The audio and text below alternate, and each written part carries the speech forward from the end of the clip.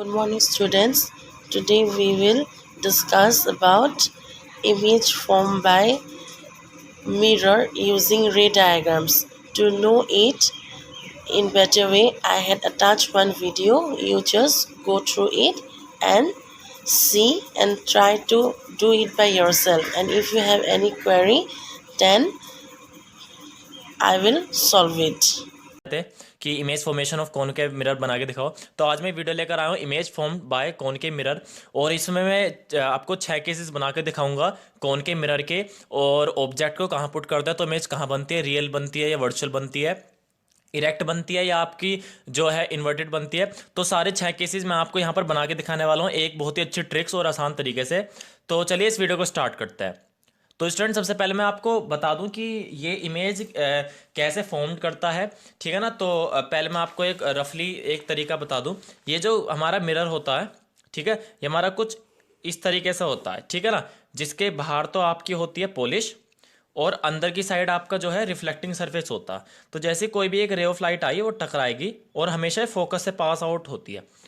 कोई भी लाइट आती है इनफाइनाइट से तो वो आपका हमेशा फोकस से जाता है, ये बात आप ध्यान रखना, ठीक है ना। और वो टकरा कर जो है इस साइड आएगी, इधर की तरफ, ठीक है ना।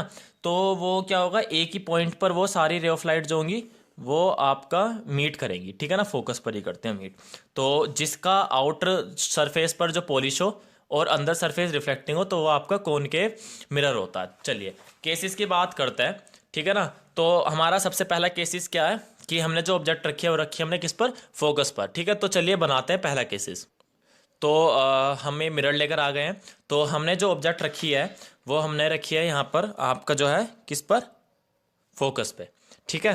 तो जब यहाँ पर हमने फोकस पे हमने ऑब्जेक्ट रखी तो एक रे ऑफ लाइट जाएगी और सीधा किससे पास आउट होगी, फोकस से, ठीक है।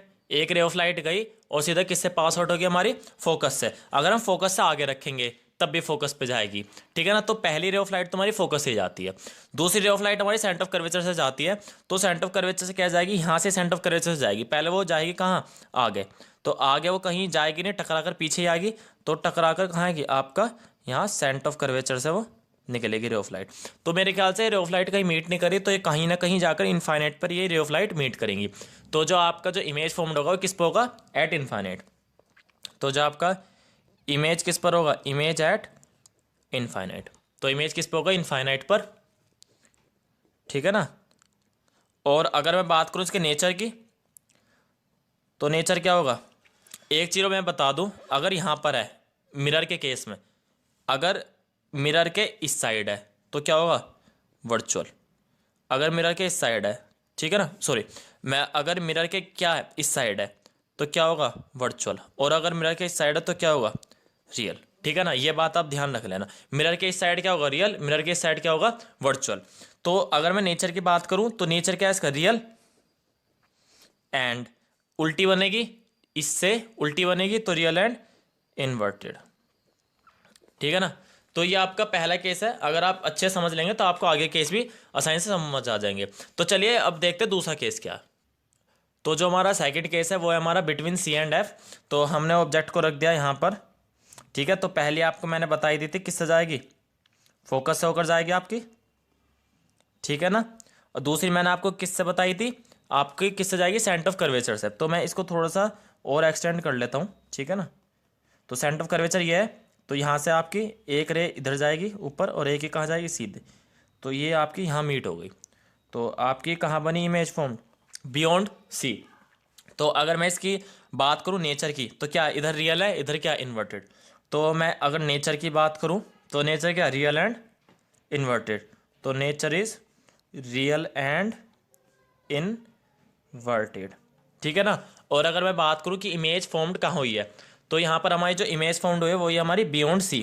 तो इमेज फॉर्म्ड बियॉन्ड सी, ठीक है ना। तो इमेज का फॉर्म्ड हुई है हमारे बियॉन्ड सी। और चलिए अब बात करते हैं नेक्स्ट इमेज फॉर्मेशन के बारे में।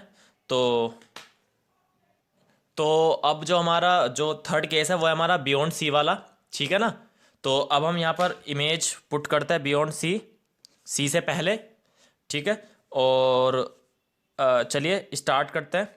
तो इमेज हमने सी से पहले रखी, तो ऐसे जाकर ये किससे जाएगी, फोकस से जाएगी, पक्का, ठीक है ना। और दूसरा जो हमारा जो केस होता है उसमें किस में जाती है, हमारा जो है सेंटर ऑफ कर्वेचर से। तो तीसरी हमारी किससे गई, दूसरी सेंटर ऑफ कर्वेचर से। तो जो हमारी ये इमेज फॉर्म्ड हुई है, ये रही हमारी इमेज, ठीक है ना।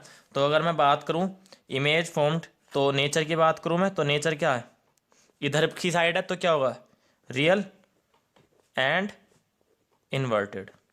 इन्वर्टेड क्यों, उल्टी इमेज फॉर्म्ड हुई है, ठीक है ना।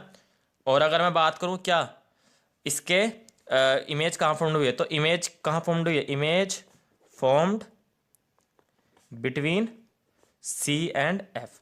वीडियो के एंड में एक बहुत इंपॉर्टेंट चीज बताऊंगा मैं जब ये सारे केस खत्म कर लूंगा, ठीक है ना। अब बात कर फोर्थ रे डायग्राम के बारे में। तो जो हमारा फोर्थ केस है, इस केस में हमारा क्या है कि हमारी जो इमेज है वो सेंटर ऑफ कर्वेचर पर रखी हुई है, ठीक है ना। तो इमेज हमारी सेंटर ऑफ कर्वेचर पर, तो मैंने क्या बताया था कि इमेज जो भी टकरा कर किससे जाएगी, फोकस है। तो एक तो हमारा ये केस खत्म हो गया, ठीक है। दूसरा केस हमारा क्या था कि सेंटर ऑफ कर्वेचर से, भैया इमेज यहाँ पर खुद ही सेंटर ऑफ कर्वेचर पर रखी हुई है, तो सेंटर ऑफ कर्वेचर से पास नहीं हो सकती। तो किससे पास हो गया हमारा, सॉरी, ऑब्जेक्ट हमारी सेंटर ऑफ कर्वेचर पर रखी हुई है, तो ऑब्जेक्ट हमारा सेंटर ऑफ कर्वेचर से तो पास हो नहीं पाएगी इसकी रे, तो हमारी किससे पास होगी, फोकस से। तो इधर गई इस तरीके से, और इधर गई इस तरीके से, तो इमेज हमारी किस पर फॉर्म्ड होगी, इस पर। तो अगर मैं बात करूं तो जो नेचर है, तो नेचर क्या है इसका, रियल है एंड इन्वर्टेड, ठीक है। और अगर हम बात करें कि इमेज कहाँ फॉर्म्ड हुई है, तो सी पर ही फॉर्म्ड हुई है, ठीक है ना, एट सेंटर ऑफ कर्वेचर। तो image formed at C, centre of curvature भी फॉर्म्ड हुई है, ठीक है ना। अगर हम इसके साइज की बात करें तो सेम साइज, अगर यहाँ साइज की बात करें तो साइज इज स्मॉलर, तो स्मॉलर साइज देन ऑब्जेक्ट, तो स्मॉल साइज देन ऑब्जेक्ट। यहां पर साइज की बात करें तो larger than object, size is larger than object, ठीक है ना। अगर हम यहां साइज की बात करें तो साइज इज सो लार्ज, क्योंकि इनफाइनाइट पर बनेगी तो बहुत बड़ी इमेज फॉर्म्ड होगी। तो चलिए अब जो है फिफ्थ इमेज फॉर्मेशन के बारे में देखते हैं। तो स्टूडेंट जो हमारा जो फिफ्थ केस है वो ये है कि हमारा इनफाइनाइट पर रखी है। तो इनफाइनाइट मतलब ऑब्जेक्ट कहीं दूर से रखी है, तो वहाँ पर हम ऑब्जेक्ट दिखाएंगे नहीं, पर उसकी रे लाइट आ रही है, ठीक है ना। तो सपोज करो ये रे लाइट आ रही है, तो किससे पास होगी, फोकस से। सपोज करो दूसरी इमेज ऑब्जेक्ट की रे लाइट आ रही है, वो भी फोकस से। तो यहाँ जो आपकी इमेज फॉर्म्ड होगी वो किस पे होगी, फोकस पर। तो अगर मैं बात करूँ नेचर की, तो नेचर विल बी वही सेम जो हम अब तक लिखते आ रहे हैं, रियल एंड इन्वर्टेड, ठीक है। और अगर हम बात करें इसके क्या इमेज फॉर्म, तो इमेज एट किस पर इमेज बने, फोकस पर। साइज की बात करें तो साइज इज डिमिनिश का मतलब बहुत ही छोटा, साइज इज डिमिनिश साइज, ठीक है। और अब बात करते हैं इसके लास्ट केस के बारे में। तो अगर हम बात करें इसके लास्ट केस की, तो ये रखा है बिटवीन पोल एंड फोकस, इधर ऑब्जेक्ट रखी हुई है, तो ऐसे करा हमने, किससे चलेगी, फोकस पर, दूसरी किससे जाएगी, सेंटर ऑफ कर्वेचर पर। तो भैया ये थोड़ा सा इनफाइनाइट पर जा रही है, पीछे कहीं, तो कहीं ये थोड़ी ऐसे दूर निकलती जा रही है, तो कहीं ना कहीं आगे जाकर मिलेंगी। तो मुझे अगर मैं इनको थोड़ा सा एक्सटेंड कर दूं, तो यहाँ पर आगे जाकर यहाँ मिल गई। एक ये केस ऐसा है जिसमें जो नेचर है वो वर्चुअल एंड डायरेक्ट है। तो नेचर क्या है, वर्चुअल है और इरेक्ट है, ठीक है ना। और अगर हम यहाँ साइज की बात करें तो size is larger than object. तो साइज जो है बहुत बड़ा है, आप देख सकते हैं, ये ऑब्जेक्ट है, ये इमेज है। और अगर हम बात करें कि कहाँ बनी है, ठीक है, तो बियॉन्ड द मिरर, तो मिरर से आगे, तो बियॉन्ड द मिरर, इतना लिख देना बस आप, ठीक है। तो ये चारों केसेस हैं, ये बहुत ही इंपॉर्टेंट केसेस हैं चारों। बस इन पर पहली इमेज फोकस है, दूसरी जो रे ऑफ लाइट होगी ऑब्जेक्ट की जो इमेज फॉर्म करेगी फोकस से, और दूसरी सेंटर ऑफ कर्वेचर से। बस यही करना है इसमें। तो आई होप आपको वीडियो पसंद आई होगी। बस एक ही ऐसा केस है जिसमें वर्चुअल एंड इरेक्ट बनती है, बाकी सब में रियल एंड इन्वर्टेड। ये बात ध्यान रखना, रियल के साथ हमेशा इन्वर्टेड ही आता है और वर्चुअल के साथ हमेशा इरेक्ट आता है। तो ये बात अगर आप ध्यान रख लेंगे तो आप कोई गलती नहीं करेंगे।